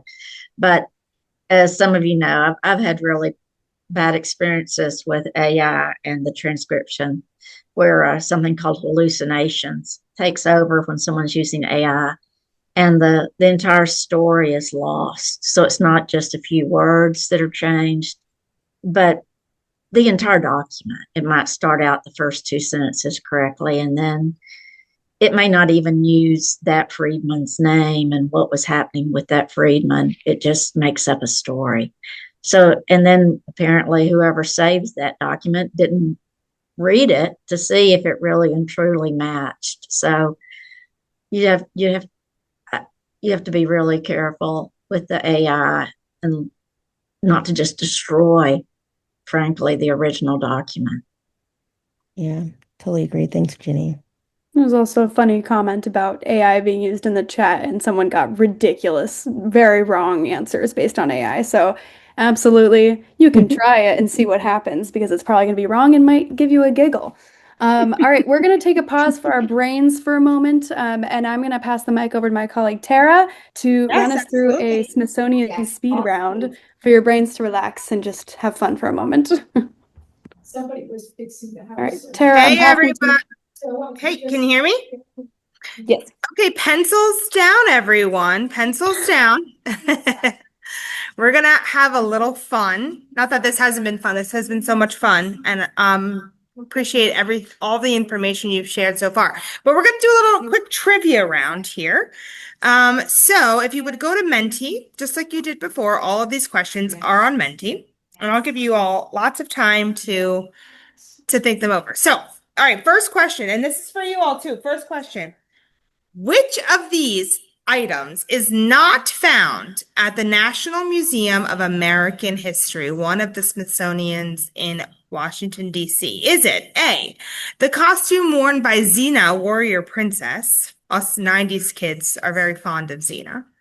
The ruby slippers from The Wizard of Oz, Kobe Bryant's Lakers jersey, or the original Star-Spangled Banner, which is not found at the National Museum of American History. If you would use Menti, you can start to see the voting. People are voting based on the dots. Put the dot on the one which is not found at the National Museum of American History. And I made these, so it's really fun to see the guesses here. Also, if you're having trouble with Menti, by the way, I'll go ahead and drop that link in the chat for you again. Menti.com, and I'll ask you for a code, which is 2519135. You can use that. You can also use the chat to answer if you would like as well. What do you think? The ruby slippers? Okay. You think it's C. Kobe Bryant's jersey? You're not tricking us. Got about half responding, so we'll give another moment. One of these is definitely not found at the National Museum of American History. Is it B? Is it in another museum? Maybe. Oh. Okay, let's see. 25 out of 48 responses. All right, for the answers in the chat, we got one for A, we got one for C. Okay. All right. Okay, shall we reveal? 5 seconds. 5, 4, 3. Maybe Zena? 1. It was okay. Oh, the answer is Kobe Bryant's Lakers jersey. You were on to me, Darlene. It is on display at the Museum of African American Culture and History. It is not on display at the Smithsonian, the American History Museum. Okay. Which of these is found at the Museum of African American History and Culture? So this one, there's only one right answer for this one. Is it A, Dr. Martin Luther King's Nobel Peace Medal? Is it B, the Greensboro lunch counter from the sit-in protests in Greensboro, South Carolina? Is it Guy Bluford's spacesuit? Or is it C, the Spirit of Tuskegee, the vintage steam biplane? Which of these is found at the Museum of African American History and Culture? There's a lot of tricks to this one too, because there are two answers. There might be. We can just give it away that there are two Emma answers. said there might be There two. might be. Okay, there might be two answers. We've got a lot of answers in the chat too, just to run through those. We've got one for oh no, all the answers are B in the chat right now. Okay. Yeah. So we've got a lot of answers for B. And I'm seeing the answers on the screen reflect the same confidence. But if there are two, you had to pick one. So maybe we're just in favor of one particular one. 22 have responded. I'll give you guys another 10 seconds. I'll answer too. What do you think? I think D. D, okay. Darlene thinks D. 5. Some of these are at other Smithsonian, so that is a trick. That's a trick. All right. One of them Last is chance. not.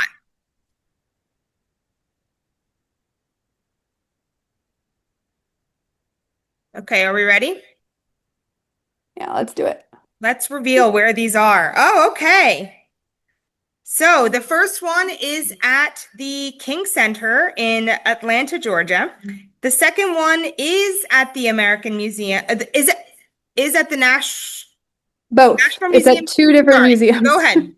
This It's actually at two does. different museums. So Okay, I can weigh in on I can weigh in on please do, because I know it was at the American History Museum. Is that right? The lunch counter and 4 stools that you picture here are at the National Museum of American History. However, the National Museum of African American History and Culture has 2 stools from the Greensboro lunch counter sit-in, also in our collection, on display at the museum right now. Got it. So it was a little bit of misleading of a question, but the answer that I was going for is the Spirit of Tuskegee vintage steam biplane. You got it, Darlene. Good job. And then Guy Bluford's spacesuit is at the National Air and Space Museum. All right. Next question. Without going over, how many years are between the oldest and newest Smithsonian institutions? So currently open, there's ones being built right now, but currently open, how many years are between the opening of the first and the most current, the Museum of African American History and Culture? And special terminology here, the open date is what matters. The open date, right? Yeah, which I think, hold on, let me pause my screen share just so I make sure I don't give anyone the answers yet. Okay, great. So the image should still be on your screen, potentially. Not my screen, but on your phone. Oh, So the two options, we'll read what? them out loud for you. Darlene says 180. Have you You seen gotta these? write it in the Menti. And we have answers in the chat too. That's okay too. We got 100 in the chat. It's between the castle, so the Smithsonian Institution building, and the Museum of African American History and Culture, which is the most recent.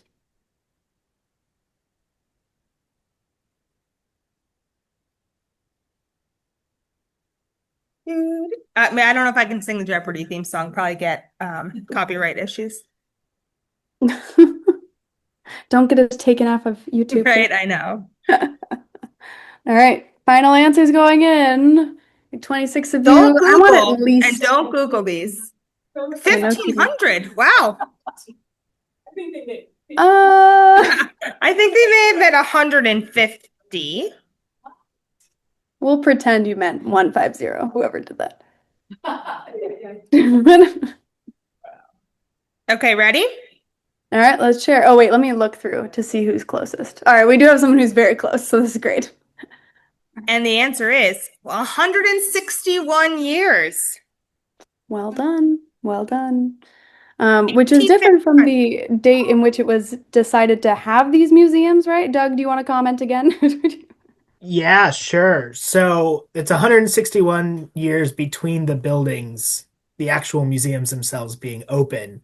The Smithsonian was founded in 1846, and the National Museum of African American History and Culture was technically founded as part of a bill from Congress in 2003. So, although the museum actually opened 13 years later, the museum was established in 2003. Amazing. Awesome. All right. I I think think we there's have one more one question. more. Yes. Oh, I love this one. Okay. This is not a trivia question. It's more of a reflective question. If you could donate one thing to the Smithsonian, what would it be and which museum would it go in? So, and these are just 6 of the 21 institutions. So if there's one listed here, like the zoo, I don't know, maybe you have a interesting thing the zoo wants. You can add that. So think about it. What would you donate and where would it go? And it has to belong to you, or you'd want it I mean, you don't want How- to, we are not in the business of stealing things from people. So hopefully you own it. If Yeah. you can't, or I am curious to know too, this is kind of a different question, so maybe this is a specific question for our expert team. But if there's anything you wish was available in the museum that you know is a historically important thing in any museum, if you have any thoughts about that, it's kind of, I don't know if it's a tough question.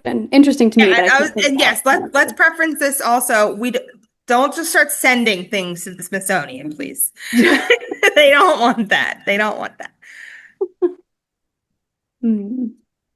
Trying to think of what my answer would be, and honestly, I'm coming up with What about from Philly? What's one thing? We have an answer from Lorraine in the chat. I would write a letter in Greg with 2 G's, 3 G's technically, shorthand. Lorraine, I don't know what that means. Can you share what that means in the chat? Or if you want to talk, I'll also enable your panelist if you'd like. So he says, my dad's hat from his time in the Air Force to the Air and Space Museum. As a retired teacher, we used an instrument to write lines on a chalkboard. It would go in the American and African American History Museum. Yes, I remember that line. That still did exist when I went to school, the chalk thing you would drag across. Mm-hmm. My grandfather's photo album from his time in Korea.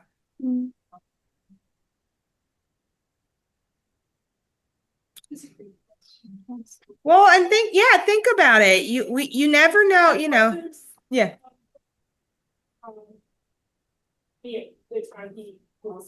Okay, so your brother's photo album from the time he served in Vietnam, definitely.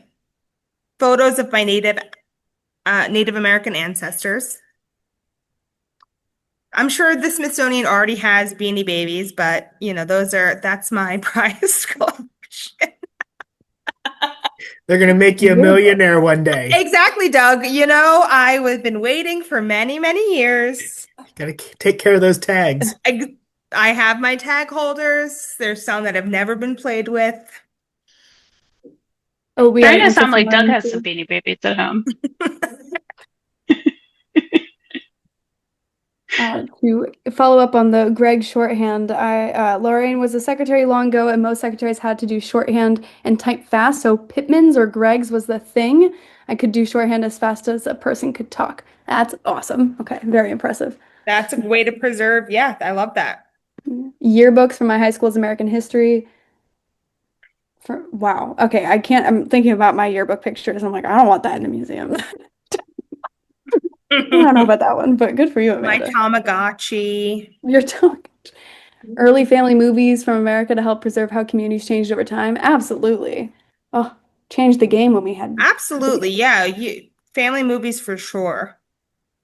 All right, these are great answers. All right. I'll leave this available, but I'm going to go ahead and stop my screen share so we can return to our acts of science because, as we mentioned before, we're trying to do as many as we possibly can today. So, in our last 25 minutes or so, I want to spend the next 10 or 15 at least making sure we have more practice in us, asking the questions we need to know answers to in order to continue.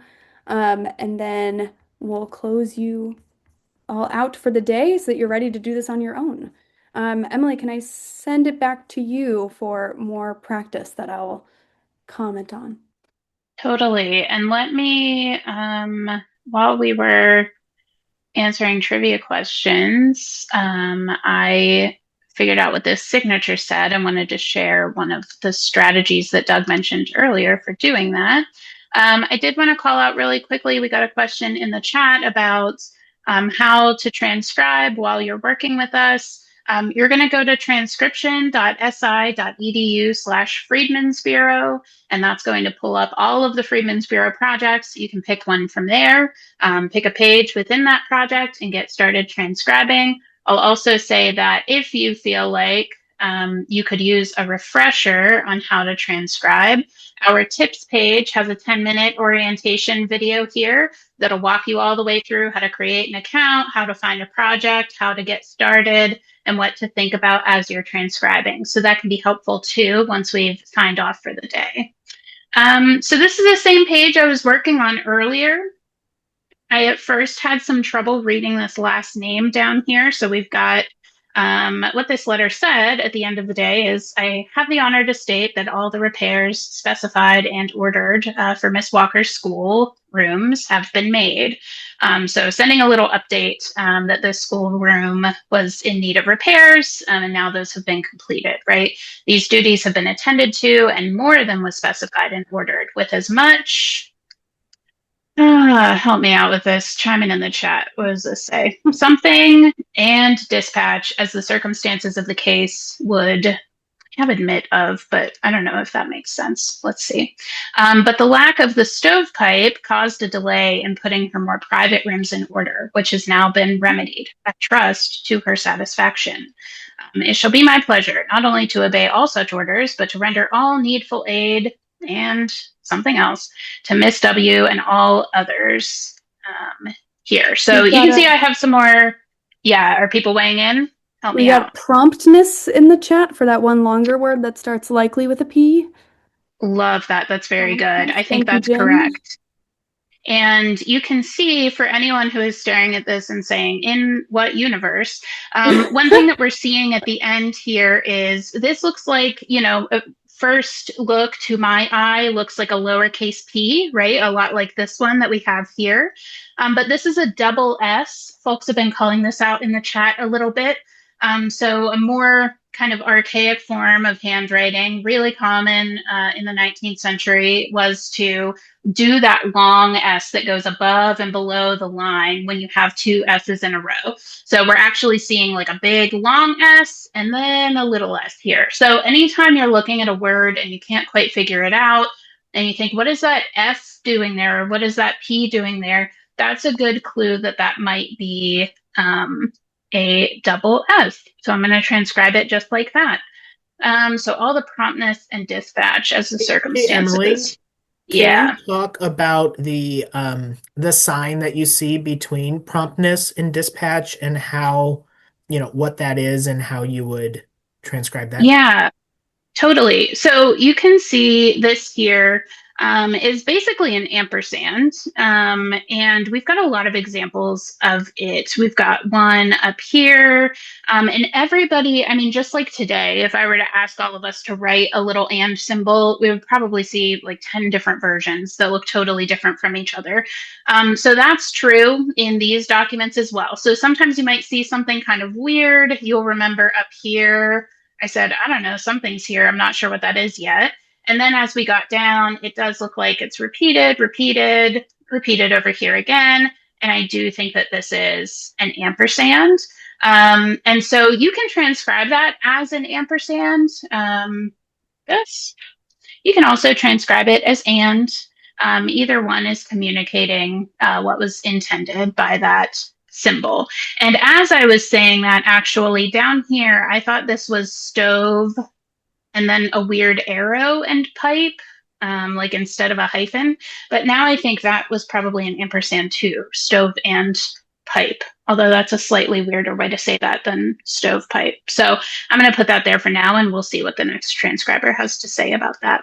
So yeah, keep an eye out for some of these weird little symbols throughout the Are documents. we able to switch between and an ampersand symbol on our keyboard? Because it looks like stove and pipe, that one, or looks like an ampersand, and then promptness and dispatch looks like an ampersand, but you chose to do and as the transcription.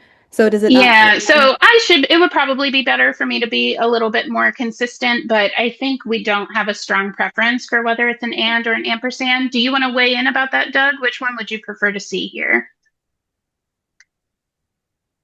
I think as Emily said, it doesn't totally matter. But I think, being as close to what you're seeing on the page is probably best. Awesome. So I will update those to ampersands. And yeah, keep an eye out for those. I think we've got another one down here, right under aid. And what was this? Aid.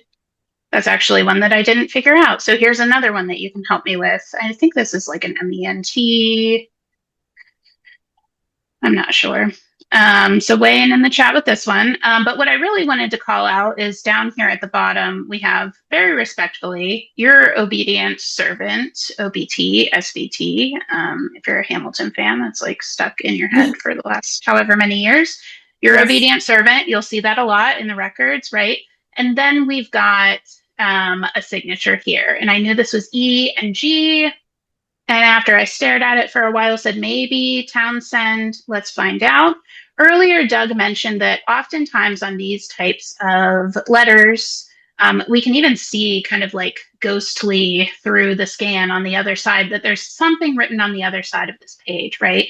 So I'm actually going to go back to the previous page.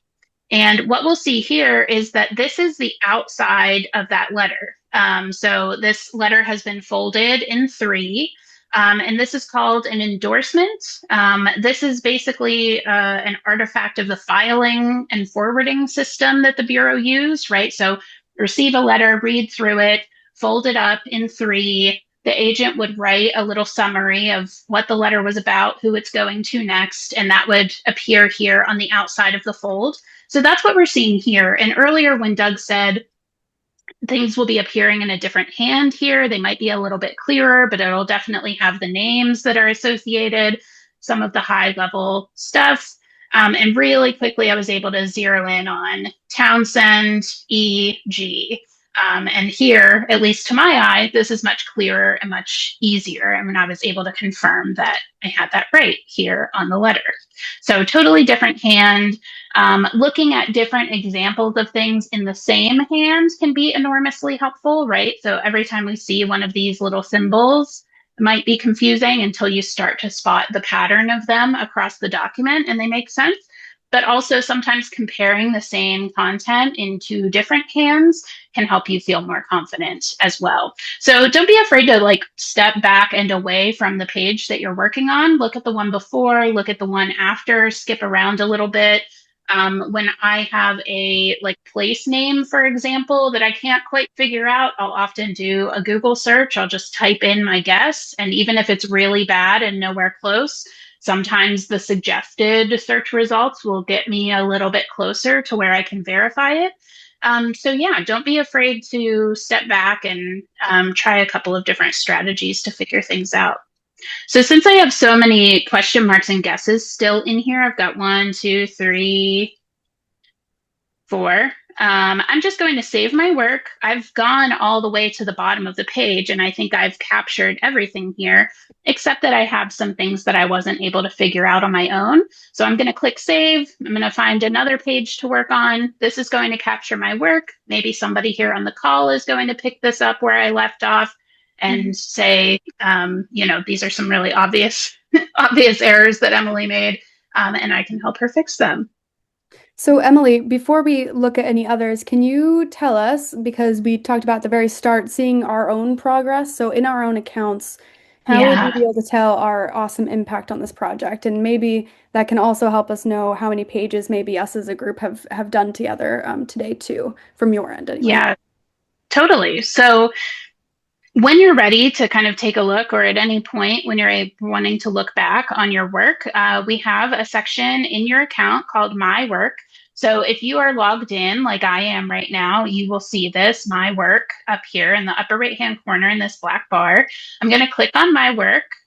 And you can see that here are all of these saves that I did on this single page. So all of these are linked. So if I were to click on this, we would see that page that I just worked on.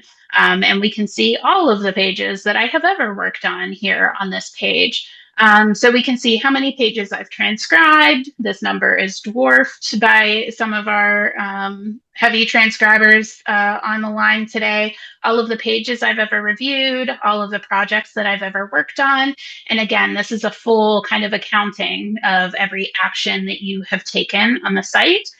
So when it comes time for us to count up our acts of science at the end of the day, I would count each one of these entries as an individual act, as an individual contribution here. So we can see that I've done 1, 2, 3, 4, 5, 6, 7, 8, 9, 10 acts of science today on Friday, April 10th. But I can go all the way back as far as I would like. What was I doing in 2025? And this is a good way to go back and revisit some pages that you've worked on recently. So it looks like I was working on a page a couple of days ago from the National Museum of Asian Art. I can come back to this page. Now it's been completed, and I can see where people worked on this after me and how the transcription ended up looking. All right. That's awesome. And that also, I wanted to bring that up because for all of you participating in it today, we'll count all your acts of science from this event for you. But moving forward, you can, if you participate another day, find that information on the My Work section and log that information, log the total acts of science for yourself on the Citizen Science Month website. And I can show you what that looks like as well. So as always, we will always send you this information after the fact, by the way, so no need to like copy and remember this forever. But I'm going to hijack briefly just to show you all what this looks like. All right, so I participate, I'm on a random page, I find the total amount in my work. I then head over to citizensciencemonth.org. Also, if you go to SciStarter.org, there's a big banner at the top that'll show up. So if I just go to SciStarter, be part of 2.5 million X Science, you'll be able to click that. And from there, first of all, you can check out how awesome we are. This is doing great, 822,000. And you still have 20 days left. And then we can report our acts, this button in the far right-hand side. There's many links to get to this place too. And then if you're in a group, you can even report for all of the people involved so they don't have to do it, or you can just do it for yourself, which is right here. So what's your name, or how would you like it displayed, I should say. So we have a wall of fame that you'll be on. You can select your country that you're calling or you participated from, your email, so we can validate the report, make sure we're not using duplicates anywhere. And then you describe. So in this case, it would be transcribed, if I can spell, transcribed, handwritten docs from Freedmen's Bureau records or something. records. And then I did 10, just like Emily. If you participated, you can also write in Smithsonian Transcription Center and it will pop up for you. And then you can submit it and you can sign up for our newsletter too, which is definitely helpful. And then you'll receive an email saying you did it and you'll earn a certificate. And if you're signed in, you'll get a badge. Although today, assuming you signed in using that special link, you'll be able to get a badge there too, because we have a setup there, a special link for you for that reason. And thank you, Roland, for dropping those links in the chat as well. Appreciate it. All right, I'm going to pause there and stop my screen share. I wanted to say, take some time and pass the mic over to Doug as well, because we wanted to share like what all this means, like how do we contextualize what all this is and what we're accomplishing here. Like how far are we gonna get by doing this, and how much time do we still need? All the questions about like what is the meat of the issue and how to make sure that we're doing good for this program. I'll just pass the mic to you to share. Thanks, Emma. Yeah, and I do want to really, thank everybody here for joining today. It's really great to see, especially these libraries, these groups coming together in person. When we first started working on this project, some of the very first events we did were 10, 15 people in a room, at a university, at the museum, with our laptops out, kind of doing this together, figuring it out as we went. And as you've kind of seen, Camila, Emily, and we're still figuring it out as we go. And there's, we've done almost 700,000 pages. We're about pretty close to hitting that mark. And that's about 40% of the entire Freedmen's Bureau collection. There's 1.7 million images. I'm excited to hit that 700,000 page mark and start counting down from a million. That seems like a big milestone for us. But it's so the work that everybody's doing here is so important. And Camila talked about this, Jenny talked about this, Emily talked about this, but this community aspect is what really makes this project special. This people coming together to learn about the history during this time period, to help make these transcriptions happen. As Camila said, prior to this project starting, the only way you could access these records was by going to a physical National Archives building and scrolling through the 1,200 rolls of microfilm that were not indexed, that were not searchable. If you were looking for somebody or something in the records, the closest you could get was say, hey, my ancestor lived in X city, and you would look at the records from the closest field office to that city, and you would have to read through every single page to try to find something. So the fact that in the last 10 years, we've transcribed and made searchable almost 700,000 pages is remarkable.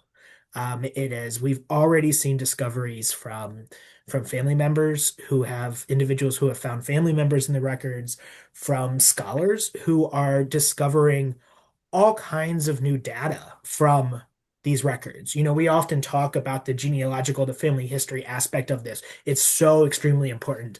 But what other things we find in these records, data on illnesses, smallpox, some of these hospital records, these records on caterpillars that Camila talked about. There is somebody out there that is researching something that these records being transcribed may help them. We focus a lot on the historical stories that come through here, and those are so extremely important.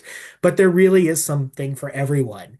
A lot of the individuals who worked for the Freedmen's Bureau were Northerners, white Northerners who either fought with and served in the Union Army and were officers that helped staff the Freedmen's Bureau, were teachers who came from the North, South to work for the Freedmen's Bureau in the schools. So you may think, oh, I don't have family members who are represented in these records. I'm not African American, or my family is not from the South. That does not mean that these records may not have your family members may not have come in contact with these records.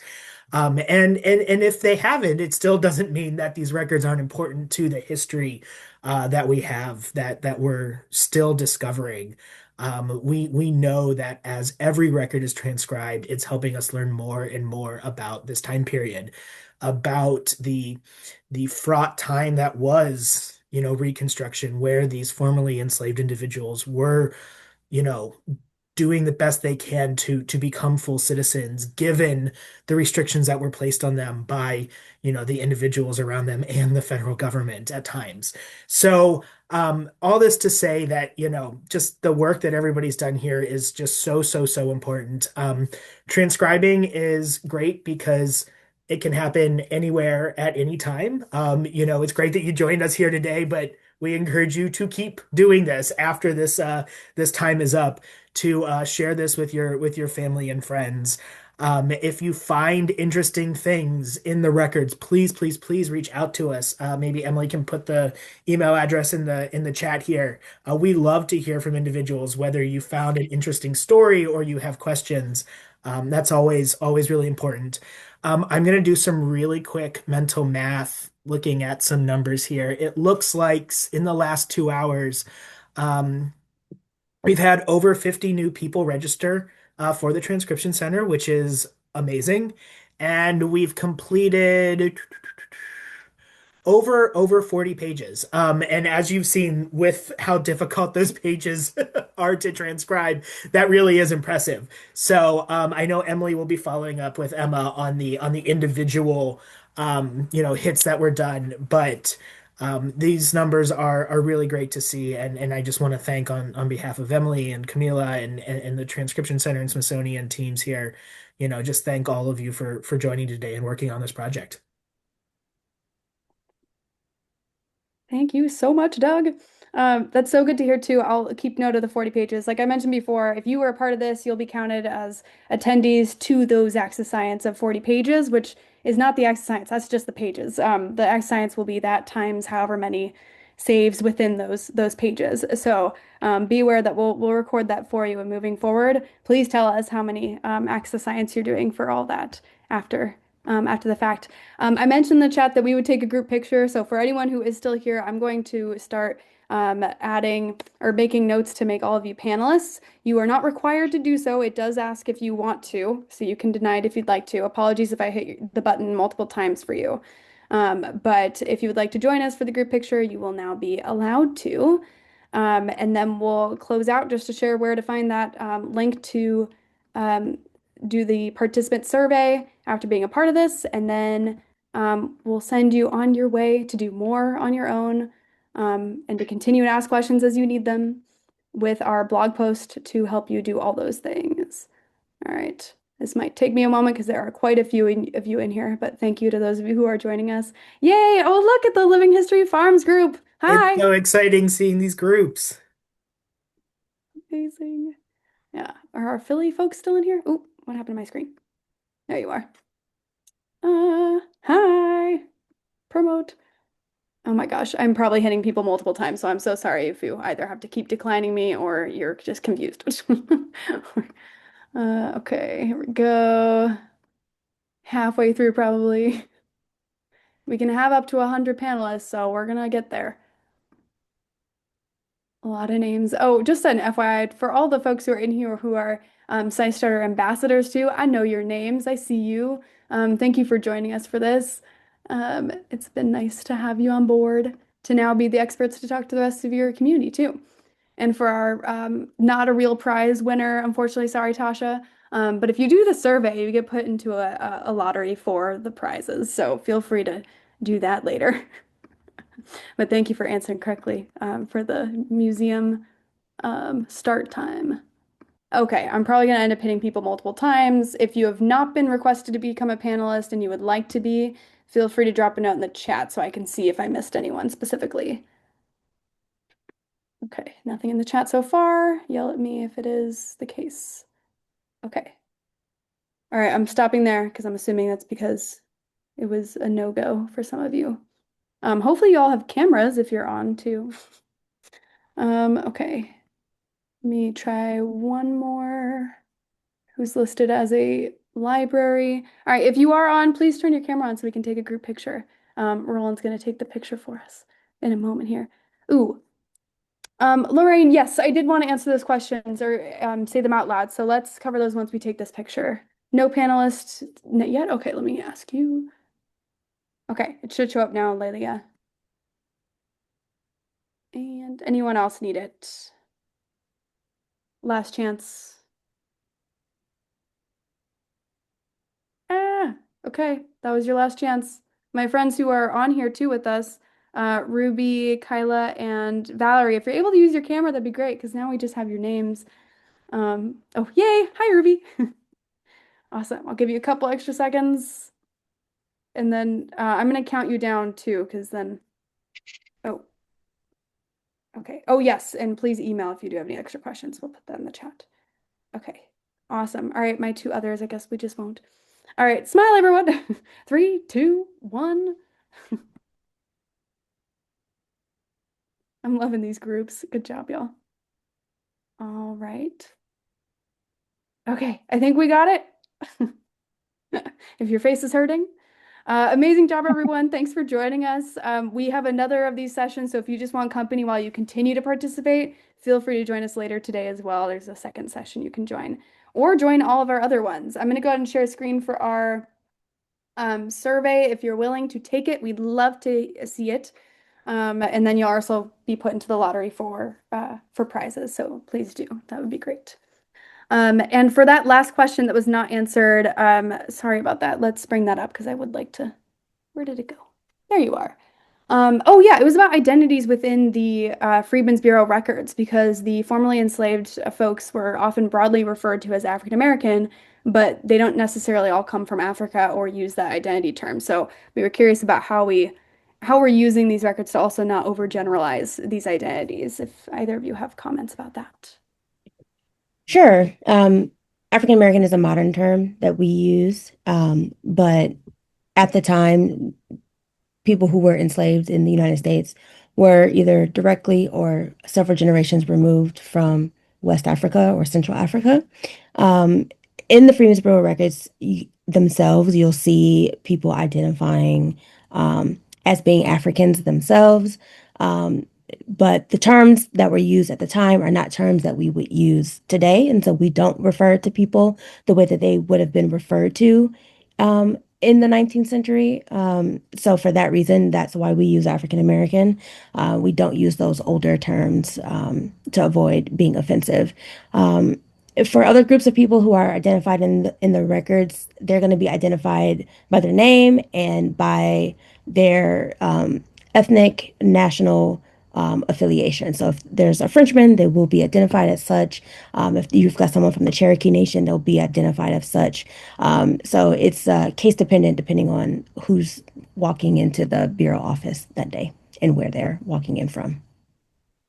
Excellent. And just an extension of that question, is there, do you have or have you encountered any mental wellness grounding or support resources related to volunteers engaging in these records for personal and intergenerational ways? That is such a good question. I'm so curious. Yeah, the records can be tough to deal with. A lot of the history that's contained in the records is unpleasant. It's violent. It's documenting subjugation and exploitation. If it becomes uncomfortable for you as you're transcribing, you save your work and walk away, take breaks. But then I find that it's often helpful to transcribe with other people. So if there's a group of you who are transcribing together, you can kind of share what you're feeling with those who are helping you transcribe the documents together. So you could take a communal approach to working on the documents and give space to those feelings and honor kind of what your experience is as you transcribe the records and reflect on what it would have been like to live at this time and experience and endure what these people did. Excellent. Yeah, I totally recommend the group gathering to transcribe. Makes it a lot less stressful, like Yeah. today. Yeah. Thank you, the three of you, so much. Emily, Doug, Camila, this has been really helpful to really reduce a lot of stress I have about transcriptions in general. So thank you all for making this so approachable. And I'm looking forward to the next event in 2 hours where we'll do it all over again. So thank you three, and we'll go ahead and stop the recording and the Facebook share so we can take a break for the next 2 hours. And thank you so much, Jenny. Sorry, I want to make sure I invite you to the thank yous. Thanks for joining us and sharing your experiences.